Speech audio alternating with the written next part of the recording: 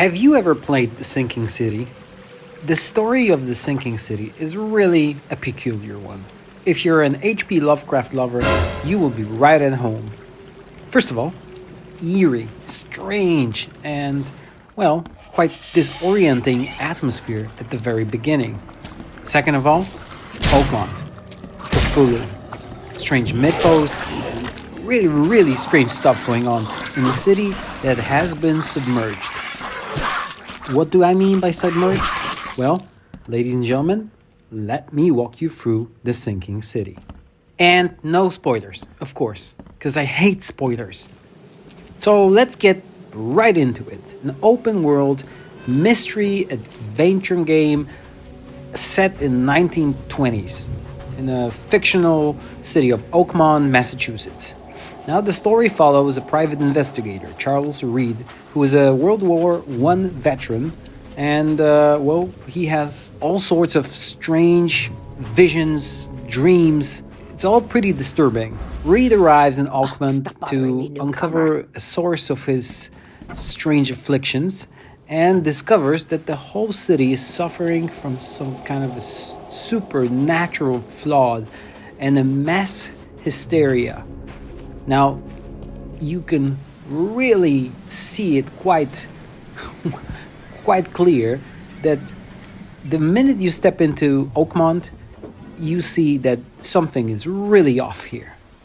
And that's the coolest part. You can really dive into this strange and scary atmosphere, both metaphorically and literally, because Charles is an ex-diver and he really knows a thing or two about diving, which actually sets a bit of a theme. Quite unusual, quite fresh to be honest for me. Now, as Reed investigates Oakmont, he uncovers all sorts of waterlogged streets, decaying architecture, and strange cults that are devoted to ancient, otherworldly powers, which is so cool. Huge Lovecraft fan, once more. And if you are really a big fan of all these strange things that HP used to write, then, you will really feel right at home here. Anyways, the city is inhabited by deeply superstitious residents, and some of them are kind of mutated hybrids, something that you read in one of those books, which is actually Call of Cthulhu. So they have mysterious origins, and that's something really cool. The narrative revolves around the themes of cosmic horror, sanity, and inspirations from works of H.P. Lovecraft. The gameplay involves investigating clues and solving puzzles. There's a bunch of choices you can make, but what really stands out is the fact that the game doesn't hold your hand, which I personally love. For example, if you are supposed to go somewhere because you uncovered some clue, there's no kind of navigation GPS system there driving you, but you have to literally find this place on the map, because you usually get an indication that it's some kind of a crossroad. And then you have to find a house or a place that you're supposed to go, which is really cool. I think that really gives you the ability, this kind of Sherlock Holmes formula, which is actually where these guys come from, right? The creators of these games. It was all that crazy ape's fault. And I just want to say I really appreciate that.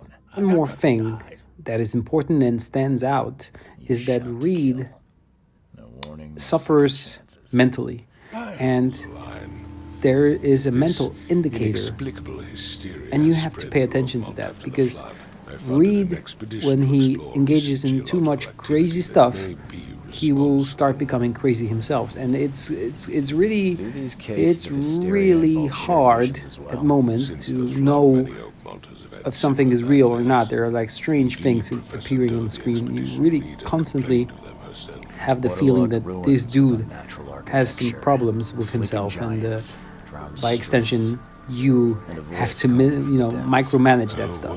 So I think it's really cool. I really enjoyed that part too, and I think it's important to also indicate that there is the psyche.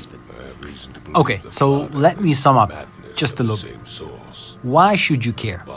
Why should you download it and play it? Well, first of all, if you're a Lovecraft fan, it's a must for you. Because there are not many games like that out there that give an open world experience with the opportunity of exploring and, well, not holding your hand. That's a really unique thing. I think that Frogware did an incredible job of creating and recreating this world. And, well, what's most important, giving life to this spectacular atmosphere. I like being scared by games to a degree. And this one just keeps you on edge for its entirety. That's what I think. You might disagree. I also urge you to check it out for the story. I think it's really good.